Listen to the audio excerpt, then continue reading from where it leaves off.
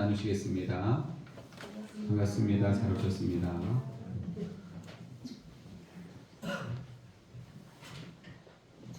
가서 너도 이와 같이 하라 라는 제목으로 말씀을 나누고자 합니다.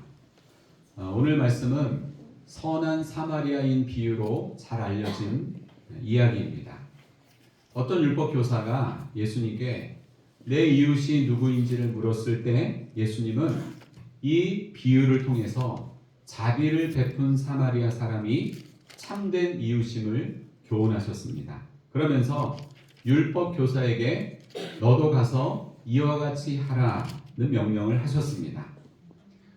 이 본문을 통해서 우리는 이웃 사랑의 교훈을 생각할 수 있는데, 먼저 이웃 사랑이라고 하는 것은 사람을 가리지 않고 불쌍히 여기는 마음에서 시작됨을 알 수 있습니다. 30절에 보면 예수님께서 이 비유의 말씀을 시작하시면서 어떤 사람 이야기를 하시는데, 이 어떤 사람은 예루살렘에서 여리고라고 하는 지역으로 내려가다가 강도를 만났습니다. 예루살렘은 해발 760m의 고지대에 위치해 있고요. 또 여리고는 해수면보다 250m 아래에 있는 낮은 저지대이기 때문에 예루살렘에서 여리고로 간다는 것은 내려간다는 표현이 맞는 표현입니다. 또한 이 예루살렘과 여리고 두 지역 간의 거리는 약 36km 정도인데, 길이 가파르고 또 길에는 암석들이 많이 있는데, 성경학자인 제롬에 의하면 AD 4세기 말까지 예루살렘에서 여리고로 가는 길에는 강도 떼들이 자주 출몰했다고 합니다. 그리고 여리고에는 이제 예루살렘에 살고 있는 제사장과 레위인도 있지만 거기에 살지 않는 제사장과 레위인이 여리고에 많이 살았다고 합니다. 그래서 예루살렘 성전에서 그 직무를 마치고 이 길로 자주 왕래했던 것으로 보이는데, 따라서 예수님께 하신 이 비유의 말씀은 당시 상황에 대한 사실적 근거를 바탕으로 말씀하신 비유라는 것을 알 수 있습니다. 이처럼 어떤 사람이 예루살렘에서 여리고로 내려가다가 강도를 만났는데, 강도들이 그 옷을 벗기고 그 사람을 때려서 거의 죽을 지경이 되었습니다. 여러분, 누군가에게 맞아서 죽어가는 사람을 발견했다고 생각을 해보세요. 오늘날로 말하면 당장 119를 부르고 다급하게 심폐소생술을 해야 하는 상황입니다. 누군지 모르는 사람이 피가 낭자한 상태로 죽어가는데, 이 끔찍한 상황을 눈으로 보면서 이 상황을 감당하면서 그에게 다가가는 것은 엄청난 용기와 담력이 있어야 합니다.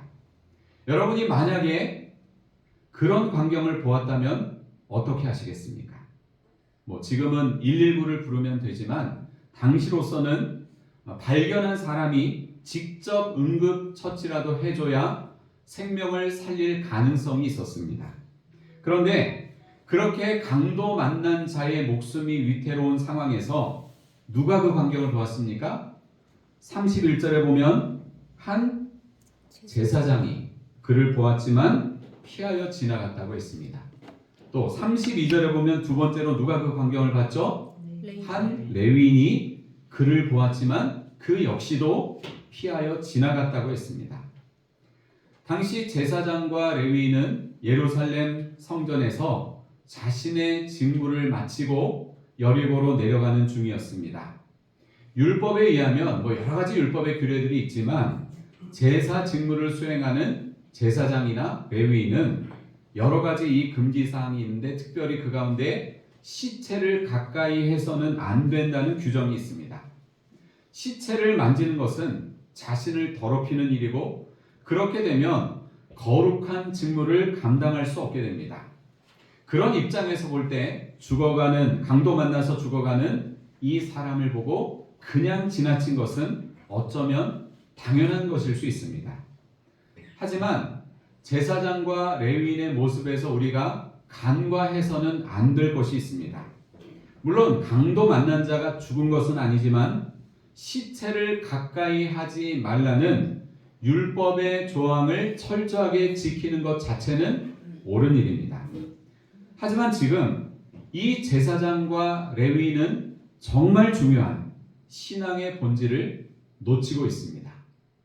여러분, 율법이 무엇입니까? 율법.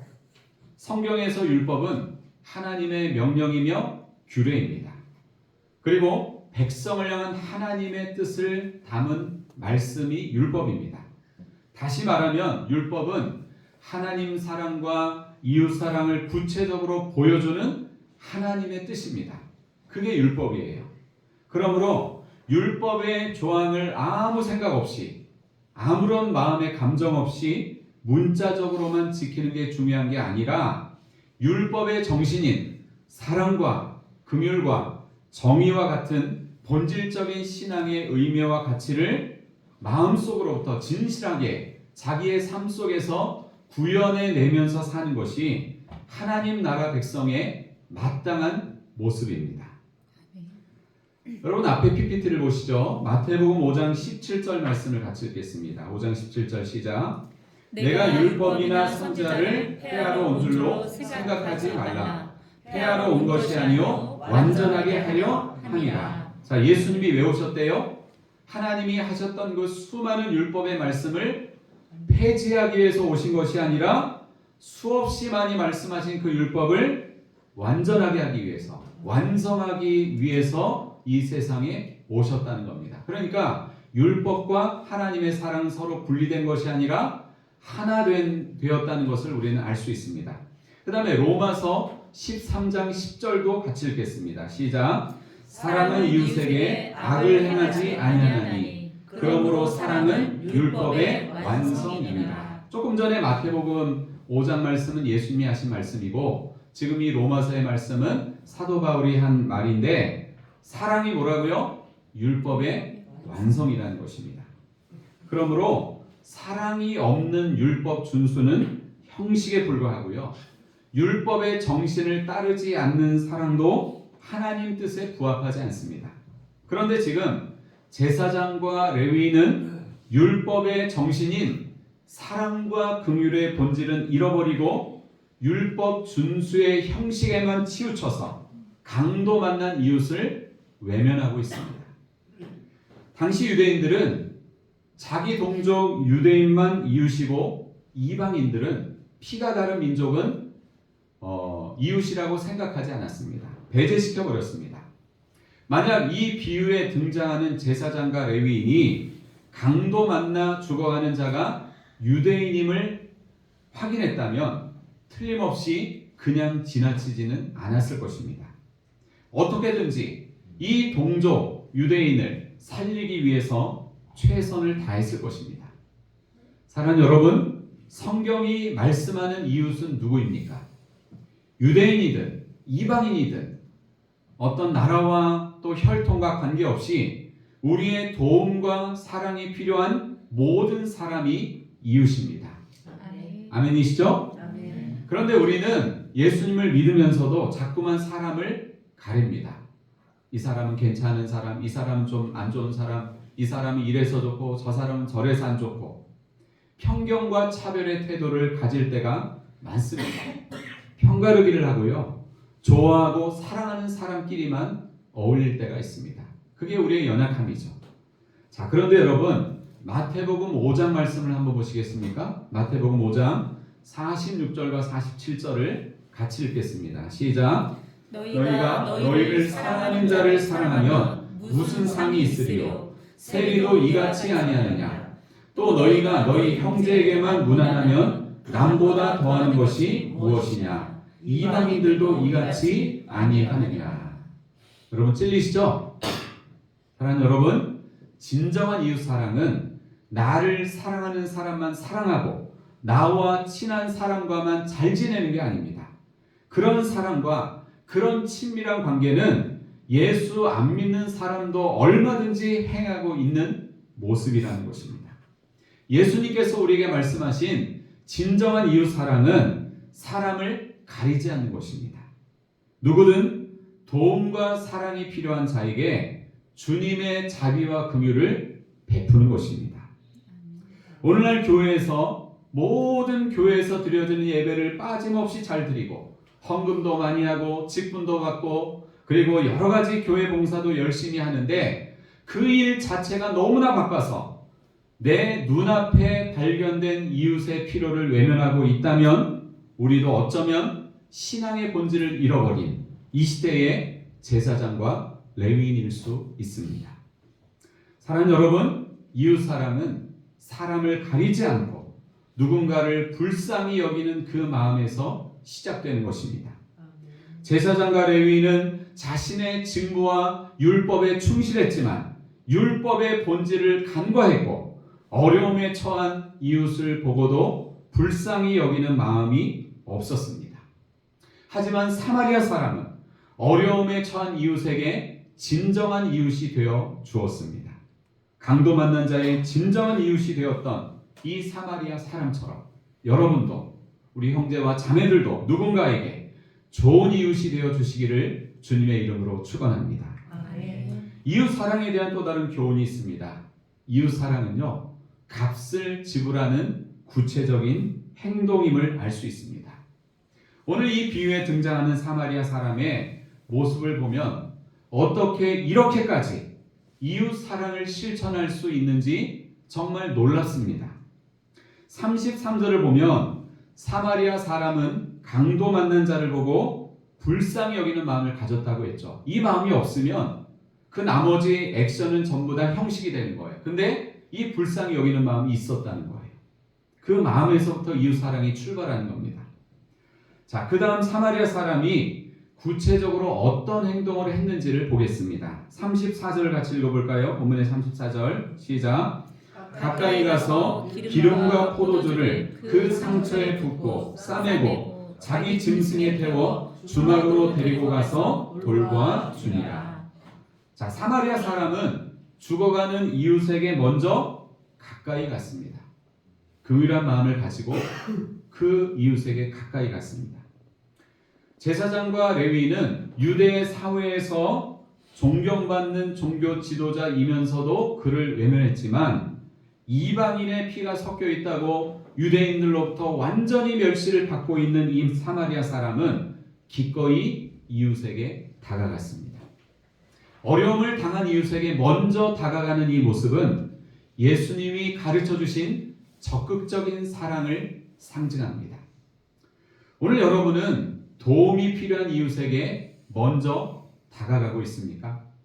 자신의 성격이나 기질이 적극적이지 못할지라도 우리는 예수님처럼 그리고 사마리아 사람처럼 적극적인 사랑으로 다가가는 사람이 되어야 합니다. 내 천성과 기질을 탓하지 마시고 하나님 말씀에 순종하는 마음으로 적극적으로 다가가는 이웃 사랑의 실천이 있기를 소망합니다. 사마리아 사람은 가까이 가서 그 다음에 어떻게 했죠? 기름과 포도주를 그 상처에 붓고 싸매었습니다. 기름과 포도주는 당시 치료제로 사용이 되었는데 기름은 보통 올리브유를 말합니다. 이것은 피부를 부드럽게 하고 또 상처를 보호하는 역할을 합니다. 그리고 포도주는 알코올 성분이 있어서 소독제 역할을 합니다.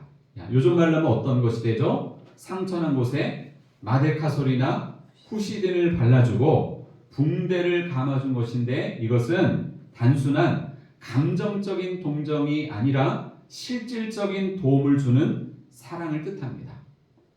그리고 나서 사마리아 사람은 강도 만난 이웃을 어떻게 했죠? 자기 짐승에 태워서 주막으로 데리고 가서 돌보아 주었습니다.